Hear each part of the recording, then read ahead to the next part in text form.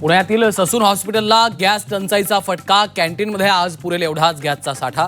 Gas पुरवठा संपल्यास रुग्णांची गैरसोय.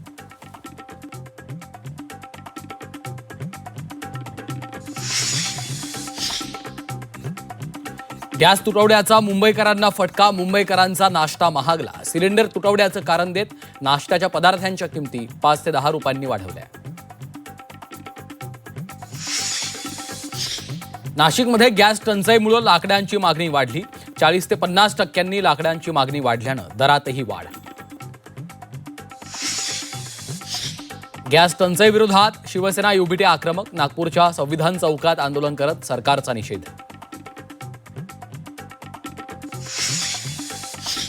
पीएनजी कनेक्शन असलेल्या ग्राहकांना आता एलपीजी गॅस सिलेंडर मिळणार नाही. केंद्र सरकारचा मोठा निर्णय. तर देशात व्यावसायिक सिलेंडरच्या पुरवठ्यालाही सुरुवात.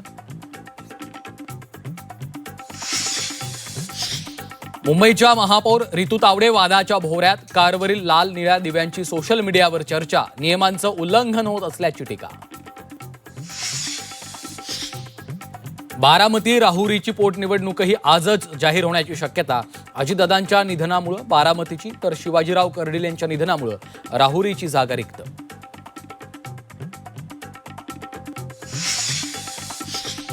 पश्चिम बंगालसह 5 राज्यांच्या निवडणुकांची आज घोषणा होण्याची शक्यता. केंद्रीय निवडणूक आयोगाकडून तयारी पूर्ण.